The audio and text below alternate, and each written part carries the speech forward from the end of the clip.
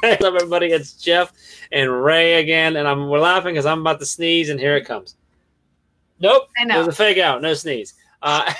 Which is like the worst feeling in the world, isn't it? When you like feel like you're gonna sneeze and then you don't. You know what's the worst feeling in the world? Being a part of this video right now.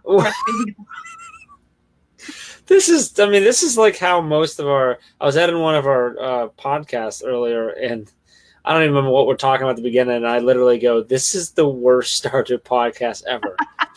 And I thought to myself, I'm like, well, that's a great thing to say. And then I remember that that's like the 5th or 6th episode that I've literally said those words. Where I'm like, this is a horrible start. You should not be listening anymore. Can I just point out, even though we're off topic, that if you go back and watch and listen to like episode 3, 4, 5, we're so nice. We're like BFFs, you know, whatever. And then episode like 86, I'm like, Jeff, you're awful at this. Focus. It's like so funny. Well, we were nice, but we were being fake. Now we're like real. We have a legit brother-sister relationship, and it's okay. We were like playing a role of professionals in the beginning, and now we just have lost all hope. We realize that's not a thing anymore. So anyway, we're still not here to talk about the podcast. We're here to talk about Mastery Chat tonight. I thought it was a great chat. Super fun. A lot of really cool things being shared. What are your initial thoughts after the chat? No, I thought it was a great chat. I thought this was a really prime example of one that could have just kind of been surface level. And I saw a lot of people challenging themselves to kind of think out of the box, which was necessary. If you're going to spend an hour on Twitter talking about anything, you have to make it worthwhile. So I was like very proud of seeing those people who are kind of diving deeper into the core of what we were talking about.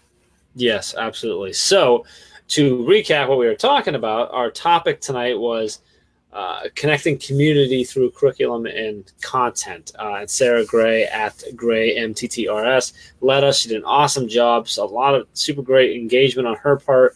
Very cool topic.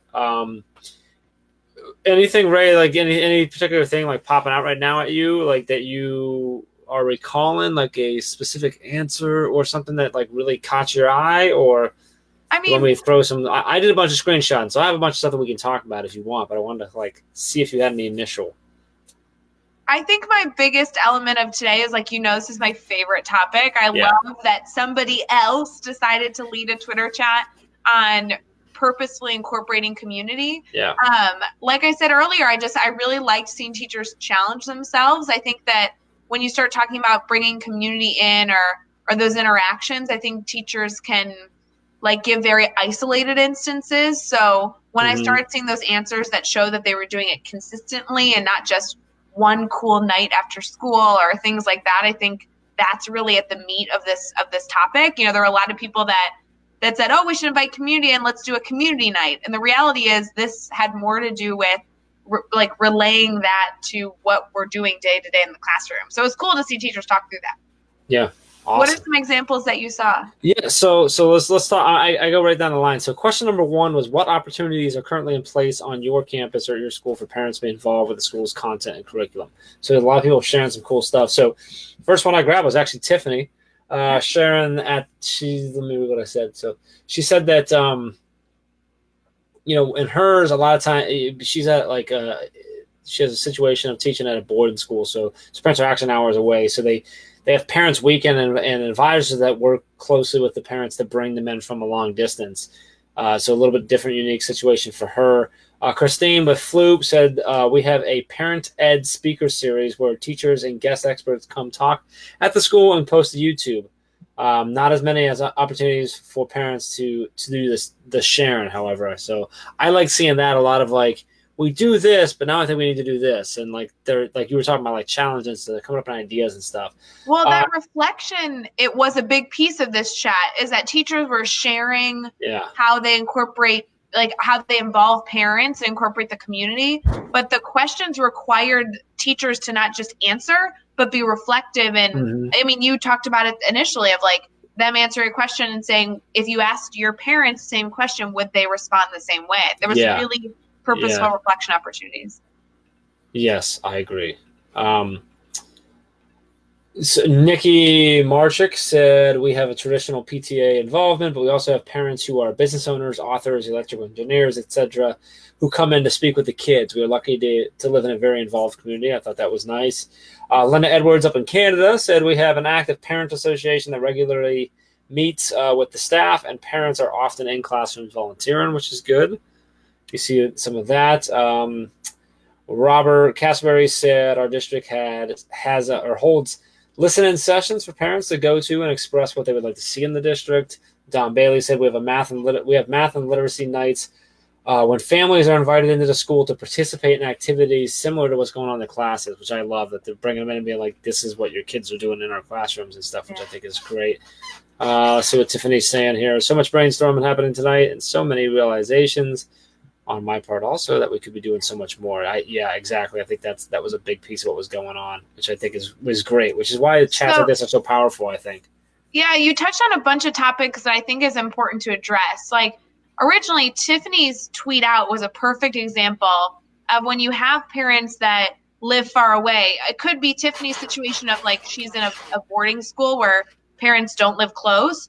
Or, I mean, my school's in the middle of a cornfield, so you can't walk to the school. You have to drive or have some sort of transportation. Sure. So wherever your limit is, I think the use of technology is such a prominent focus right now. If you want to allow your parents to have a voice, if you want your community to be invested, using technology to do that is something that you can absolutely do. And I saw a lot of those examples. You know, we have community members that send small videos to the students to like shout out their learning and celebrate that they're learning something that they use in their job every single day. Or you have classrooms using a tech tool like Seesaw where the students are using a tool to record a video and then that directly shoots to their parents' phones. So they get like a daily update on how their student is doing in class. So it's really interesting to compare. Obviously, we want the community physically in our rooms.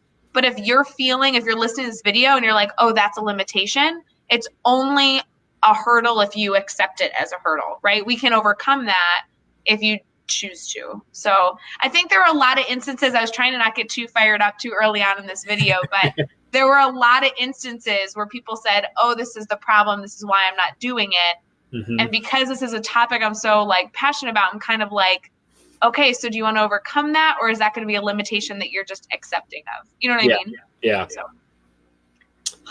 So question 2 was the one about what word would best describe how most parents view themselves, and teachers, would your parents choose the same word? So the words were observers, contributors, collaborators, partners, or initiators. So I'm interested. I grabbed a bunch. I don't recall exactly which words are the most common. So I'm just going to flip through them here. So I've got Sean Wigg said, I would say our parents are partners. We work together on initiatives and implement across the district.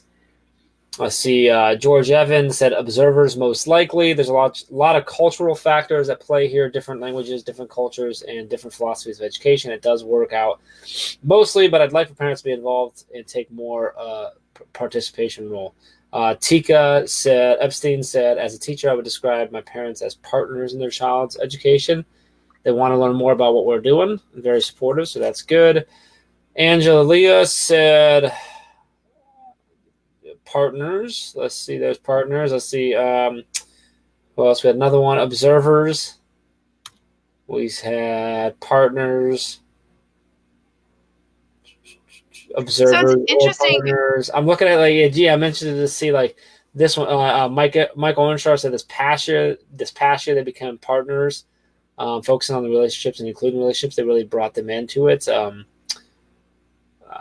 lot of partners. Which I know you talked about it. I think maybe we talked about it at the start our pre-chat live about the marriage, right? Yeah. So I'm seeing a lot of that in a lot of the answers that come through.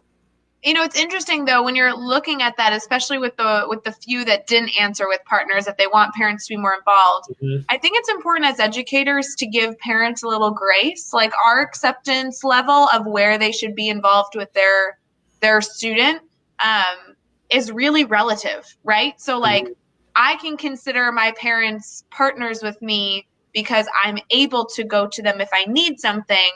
or I could consider them partners because they are actively in a collaborative discussion with me about their child. So as we focus on like how much we wish they were involved or what the partnership looks like, it's important to remember that, you know, our parents absolutely should be involved, but they're human beings with usually more than one child. Mm-hmm. And, you know, how do you find that balance between a single mom with 4 kids at home and a single, you know, family with one child that maybe someone in their family doesn't work. So we want to make sure that our expectations for parents are really personalized, kind of like our students' education's personalized, right? Like, how can I support this parent? How can they be involved?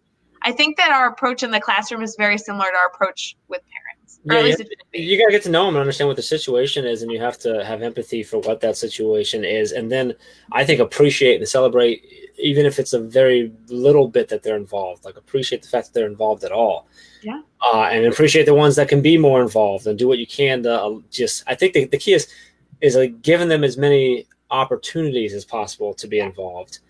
So that they can be as involved as their situation allows them to be. I think is the big piece. But as long as you're giving them the opportunity and the reasons for, and they understand why you want to be involved and that it's there. It's like you said, there's so many different situations and circumstances. Just like every kid that walks through the door, you have no idea what else the old saying of what else they're carrying in their book bag, right? It's the same thing. You have no idea what the parents are dealing with and stuff too. So, absolutely. Tammy talking about that. Yeah, I think there definitely is that. And I think that's the key is I think the involvement can help break down some of that barrier of this them versus us thing as well. So this mentality of them versus us can absolutely be solved through communication. Like parents feel threatened by not knowing what's going on in the school because school is a very personal thing for them. Their child is leaving the safety of their own home to go live in this building for 8 hours a day. On the flip side, teachers, this is our profession. It's not personal. So we work a set of hours, usually way more than we should, and we try and put some boundaries, but we're dealing with tiny humans and we're doing our best. And the more that we can communicate with parents about how their child's doing and what the expectations are and how we're here to help mentor parents just as much as we are with students, right? I mean, I teach 6th grade, and the first 2 months is like me teaching parents what it's like to have a middle schooler, right? I mean, it's a whole education process. So, and school is so different than when parents were there. That's so the more I was going to go is the more open we can be to welcome them in this new atmosphere that no longer feels safe. It's all strange and different. The more we can show them the magic, the better, which is why I want parents always in my room, always. Because a lot of that I'll say hostility, for lack of a better word, is very likely coming from the experience they had 20 years ago, 30 years ago, whatever it is. So if you're not, like Ray was saying, like if you're not communicating with them to show them what's changed, why it's changed, why it works better, and how it's different than maybe that negative, then they're going to approach you because they might be seeing you as the teacher they hated when they were in school. Yeah. And so, that communication is key. So I have to tell you, Jeff, that's honestly why I stopped writing the majority of my emails like written. Like most of my emails I send, I record a video. Yeah. Because I need them. I am desperate to have them hear my tone and desperate for them to see my excitement because there's so much that gets lost through sending a mass email that's written with a lack of tone. I have to have them see how much I love school, and then I have to show them how much their student loves school, and then that animosity diminishes. Yeah, I agree. That's awesome. So question three was, what is the general attitude of the district and building administration regarding parent and community involvement? Again, we saw a lot of very important role in my district. My school admin wants the best for our community, and they're consistently working with parents to engage them. We welcome it. We love it. We have a true open door. I saw a bunch of people that use phrases such as open door policy. Our doors are always open. Tyler Arnold, who's an administrator actually here in Ohio, said he goes, as an administrator, I want parents and guardians to feel welcome and feel like their voice matters. I know that not all will want to be heavily involved, but to have that option is highly important. That's what we're talking about. Like, they may not be able to be involved, they may not want to be involved, but making sure they know that they can be is crucial and the most important part there, I think. So giving them that opportunity. Yeah. Yay for the video. Oh yeah. See, Tiffany knows. Like I think I got this idea from Tiffany. Let's not be fooled that like Tiffany's inspired by something. I'm pretty sure I stole that from Tiffany Ott. I just want that on the record. But I have to tell you, Jeff, like there's a lot of criticism of like the type of administrators in the country, like what's the right way to lead. And I swear by it, and my principal is gonna blush, but I love working for a principal who focuses more on the community of the school and bringing people in to like feel the community than other things. Like he trusts his teachers to be good instructional leaders and focuses so much more on creating a culture that people want to be in and that parents want to be a part of. I love working for that type of leader. Yeah. And you build that culture, and then those parents, one, the opportunity is going to be there for them. And they, like you said, they're going to be more likely to come in. Yeah. I'm going to be a part of it. It's fun. It's welcoming. Let's see. J.R. Buckley said, as a large district, I think admin is working towards greater parent involvement and teamwork. Some of the work we're doing in the strategic plan is really aimed at helping foster community and parent involvement. So that's awesome. Trevor said he honestly can't even imagine where our schools will be without parent and community involvement. Coaches, substitute transportation, PTA, chaperoning, student behavioral support, fundraising. They're priceless. So I was happy to see a lot of the answers to that were either open door policy or we're trying to take steps to get there and stuff. So I think that's a good thing. Tammy's liking the idea of the videos. I love, Tammy, the fact that you're emailing your parents every day and you're occasionally doing videos. You're constantly communicating with them, which is huge. So question 4, Ray, was, does the community view the district as one with open doors? How do you know? So this is where voice needed to come in. We talk a lot with our students about voice and choice, but like, when are you asking your parents to voice? So much in districts, they're like, oh, parents vocalize if they're upset. Like they only come forth when they are frustrated about something. And the reality is that if that's the case in the district you're in right now, you're not providing enough opportunity for them to vocalize their feelings. Yeah. I mean, it's human nature to tell more people when you're angry, but that's even more reason to give them a whole bunch of opportunities to tell you when they're happy too. Or be able to tell you the things that are angering them earlier on in the process versus never feel like they had a voice. And then when they get the chance, they scream at you, but like give them the opportunity to share what they're seeing. Also, just the whole chat theme of bringing them in and sharing with them and communicating with them and showing them what's going on is likely to limit the amount that they're angry, if you're communicating with them and they know what's going on. So I send a survey out to my parents once a quarter, which I still actually don't even think is enough, but I can't keep up anymore. And one of the elements that they continue to say, even on the survey, is, I love knowing that my opinion matters. And you know what? Our students say that too. So if we just, this is like such my soapbox that I'm on the past month and a half, but if we just started treating other elements of education like we do our classroom, there would be so many things that would be fixed. Saw a lot of, we think a lot of parents, they see involvement as a privilege. They're happy for it. Overall, they feel that the district has clear communication. We have an open door policy. We see this a lot in the way that they come in. We have many local agencies calling a few times a year with ways that they can get involved and get in our doors and get involved. When they're able to make a phone call or send an email, whatever, they do that. They show up later. They share it. So a lot of that.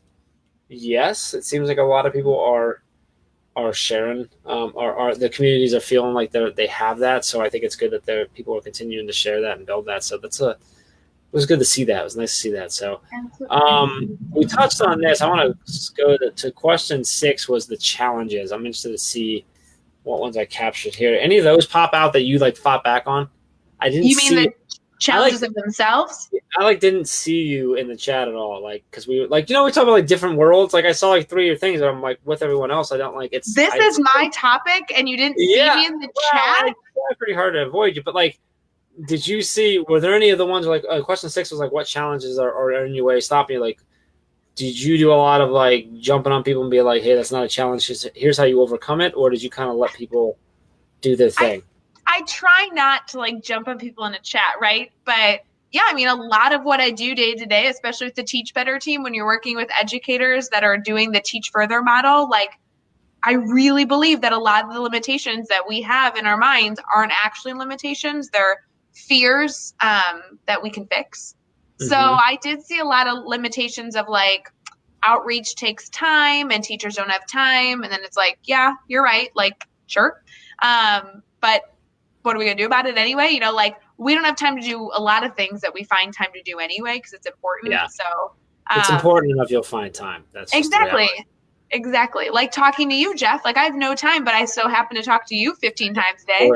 Always find time. I saw a lot of people who mentioned things logistics of schedules, of work schedules, and parents not being able to take off to be involved in things. Again, so a lot of that school day versus typical job. A lot of them don't believe there isn't enough. Quite a few of the ones that you're talking about, we don't have enough time because we have to cover curriculum. I saw several I love that were that was just hey, it's simply mindset. I just need to change that and everything will change, which is their mindset. They literally just need to start. Someone else was I just need to start. That's literally my only challenge right now. So I was happy to see that, but saw a lot of the it takes time, this, that, whatever. So when it takes time for the teachers listening, you have summer break right now, and I hope that you're enjoying it. Everywhere you go this summer, get a business card. Walk into the pool, grab a business card. Go grocery shopping, going to the grocery store, grab a business card. Going to, I don't know where people go over the summer because I work all summer, but go to the normal, fun, family-friendly places, grab a business card, because then you call them, you ask for the person on the business card, the manager, and you say, I'm doing this awesome unit, and I really want you to be involved. They're so much more interested now. And the other thing, I know Chuck, okay, we'll go to Chuck, and then I have one more thing to say. So I was just sharing, Chuck. I appreciate you sharing that, doing a weekly reflection there with the parents, which is really cool. So cool. Love it. Okay, go to your other thing, Ray. Thanks, Chuck. What was that? I don't know. You were I think you were 1 foot on the soapbox, getting ready to get the other one up there. I was. I'm trying not to. And you were maybe reaching for the bullhorn. Oh, I remember. Miss Hewitt. Thank you. Yes. So, okay, the other concern that people vocalized is wanting to make sure it was purposeful, which, hello, I'm all about that. So if you're inviting community in and you're not making it purposeful, you're inviting them in isolated instances where you're taking time away from content, no wonder you don't have time because you have a lot of content to teach. Mm-hmm. Duh. You have to invite them in and incorporate it into the content. It has to be an integrated interdisciplinary approach. Otherwise, you're right, you don't have time. Mm-hmm. So that's my other shtick. Gotcha. That works. Is that enough? Yeah, I think that's good. You're good. You've spoken enough. The last question was share your favorite experiences, event, or activity that involves parents and or community members. I just got a few of them. Those were fun just because of the pictures. Linda Edwards, they do a math night for families and a literacy night. And there were some cool pictures there. Actually, I only snapped 2.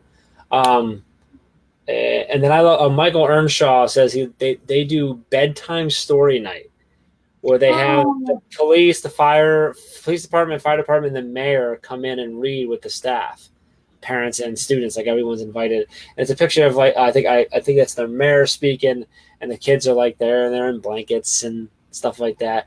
There was someone I saw it was a story a while back. There's a principal who every night at 7:30 reads a bedtime story live. Yes. Have you seen that? I can't remember what her name is because I don't know, but Allison Epstein's done it. Allison Epstein has done a lot of it too. I love during the winter she was doing her snow day reads where she'd go outside in the snow and read a story, which I thought was awesome. We need to look up that principal too because she's that was really cool because a lot of kids coming from rough backgrounds, tough background stuff, and it was just awesome, sort of sharing that give them a safe space, even when they're not where you can put them in a space, like, but I love that, Michael. That's awesome. We just had Michael on the podcast coming out soon, and he's coming out in like 2 weeks or something. I was trying not to bring up the podcast again, but I'm like, ooh, Mike Earnshaw, he was just on the podcast. We're ways in our recording now, so if anybody's still watching, like, I think we can talk about the podcast. But Michael Earnshaw is on there coming soon, which is really cool. I think, and good episode. But yeah, I really love the bedtime thing. So have we had Chuck on the podcast? Has Chuck been on the podcast? Yeah. Has Tammy been on the podcast? Tammy has not been on the podcast. Tammy, if you're still watching this video, message me here on Facebook. Let's get you on the podcast as quick as possible. Let's make that happen. Kyle, you were down there too. You should do that as well. Actually, anybody who's still watching, message me here on Facebook or email me, jeff@teachbetter.com. Let's get you on the podcast. And also, since this is all about Master Chat, if you've never moderated Master Chat, we'd love for you to do that as well. We love guest moderators. It'd be really cool if you've never done it. Even if you've done it before, come and do another chat, right? We're almost done with this video anyway, and we're already off topic. Can we spoil a fun sneak peek that we got today? No? What are you talking about? I want witness that I wanted to spoil something, and Jeff's face said no. Oh, you're talking. I don't know. Oh, you're talking. You want to like show him? No, I just. Okay. Yeah, like you can talk about it. Thanks, Chuck. You're awesome. Forget about the podcast. You're awesome. What? Chuck's podcast is awesome too, but I meant like specifically Chuck is awesome. Chuck in general is awesome. Besides, that's what I was saying. Like, yeah. So the Chelsea fans got to go, but other than that, it's great. Oh, we're still talking. Okay, Tammy's bringing us back to the chat. Tammy's keeping us in line right now. Thank you, Tammy. He's like, hey guys, stop talking about all that. We're still talking about this chat topic. So, going back to challenge question, I think it's good. I can't read it because you haven't shown. Sorry, it's not showing. Well, you have Chuck's up right now. Oh, it's shouldn't be because I have Tammy's up now. Anyway, she says, going back to the challenge question, I do think it's important and good to recognize that those challenges are, or what those challenges are, so teachers can work through them. Oftentimes I'm paralyzed just because I can't think my way through something. Therefore, it's good to reflect on those challenges. Absolutely. Yes. Hey, and call me sometime. Let's talk through challenges. Yeah, call Ray. Well, you know what, Tammy, you can email Ray at teachbetter.com as well, and then let's get you both moderated Master Chat because Tammy's been a Master Chat forever with us. She's a veteran. Yeah, like serious veteran. And then let's definitely get you on the podcast. So email all of us that she's getting us back to the topic. No, we're inviting you on things. Now I want Ray to go ahead and spoil this thing. Go ahead, Ray. Whatever you're gonna do, spoil it, and then Tammy says get back to the topic. But she put a JK there, so we're okay. I've just had quite a day. Lots of surprises. My favorite one, which it was hard to beat some of the other news I got today, but my top one was that we saw a sneak peek of the Teach Better book cover that is coming out this fall. We did. And, oh gosh, guys. And we're like, I've actually got to, after this, I've got to just like reconnect with Tiff for a few minutes, and we should be sending back the first edited draft that we got the draft back from the publisher, and then we the book's back. Yeah, sure. Yeah. The book's great, but it's not real until you see the cover, guys. You're missing the whole point. The book's been written for months. Yes, drafts. Yes, spelling. Blah blah blah. But the cover. Can we talk about the best part about the cover is that we got it. So I got it, and they sent us like 4 options, and I'm thinking to myself, I only like one of these. And there's no way everyone else is going to agree. And I like Vox you guys. I'm like, hey, I really like this one. And I looked in Basecamp, and Tiffany's like, I love that one. And then Ray's like, I love that one. Chad's like, I think that's the best one. I'm like, did we all 4 just agree first shot? Like, we're going to be blown away. Yeah, so that was fantastic. I was really excited about that. And I could feel the excitement through all 4 of us of how close we are getting. So super pumped about that. And while we're talking about other exciting things, I'm going to go ahead and mention, hey, teachbetterconference.com. If you want to go or come to Ohio in November and hang out with us, you can get everything over at teachbetterconference.com. There's also a little add-on that you can get a signed copy of the book as well. I forget what the discount code is for I think it's Teach Better Facebook or Facebook better. I don't know, but if that doesn't work, try Podcast Talk. I know that one works. But that'll get that'll give you $50 off any of the 2-day registrations. Come out and hang out with us. I really want Tammy to come to Ohio now. Wait, Tammy, you have to come to Ohio. Are you not coming? Really, she should be. She's a long ways away, but she should. Wait, so let's just confirm. Tammy, it's already on record. You have to come to Ohio November 8th and 9th. Sorry. Yeah, so Tammy's got a lot to do. She's got to moderate Master Chat. She's got to come on to the podcast, and then she's got to come to the. She'll be fine. She's a champion. She'll be great. She says a book is not a book until it is covered. So I don't know if that means like. You have to see the cover. Do we have to do like the old school like shopping bag like cover like in order for it to be covered? No, but it's not real. It's not real until you see the cover. And for me, now seeing the cover, I'm like, oh my God, Jeff, we're writing a book. We're writing a book. We wrote it like 8 months ago. Don's trying to get us back on topic here too, saying that Flipgrid has opened the door for parents to create with their child and the meaningful learning experience, building relationships. We love Don. Don's like so much positivity every stinking day. Don, you need to know, I still tell the Frosty story to people. Like, find your Frosty moment. They'll be like, what are you talking about? Let me tell you a story about my dude Don. And I literally tell that story. It's like one of my favorite things from all of our episodes of the podcast. So if you haven't listened to Don's episode, make sure you do that. Can we stop talking about the podcast? Well, I mean, let's be real here. The team should have known. You put you and me on this. Like, we're going to talk about the podcast. I mean, true. We did like 12 episodes this week, it feels like. So we did, though. For real. All right, here's Tammy typing in the third person. Tammy lives in Mexico, but Tammy can try to get to Ohio and email and moderate and podcast. Let me add that to the Google task. You're going to need a whole new Google account with all the tasks at you. But it'd be awesome to have you come out to Ohio. It'd be really cool to meet you, Tammy, in person. I know Don's trying to come and bring in like his whole school, right, Don? He's coming back he's going back and looking at all You're responsible, Don. We love that you are a part of it. But he's got a point there. A big piece of that, like eliminating that us versus them, is telling your story or your school or your classroom story. And that's what Don does every morning with his morning motivation and chasing greatness. He's trying to share that story. So super, super cool. All right, this was an awesome chat. Appreciate everyone chiming in and putting up with Ray and I. Ray, thanks for putting up with me all the time. And I have been on topic and focused this entire video. I don't know why you don't pull me into your shenanigans, Jeffrey. I've been on topic this entire video. I do all the work for the podcast. That sounds familiar. Anyway, we're going to leave now. And, okay. Don says a lot of them are watching through Watch Party. That's awesome. I'm thinking maybe he's talking about his morning ones or maybe this. I don't know. Anyway, Don, you're awesome. Tammy, you're awesome. Everyone who commented is awesome. And we'll see you guys all next week. So next week's the 4th of July, right?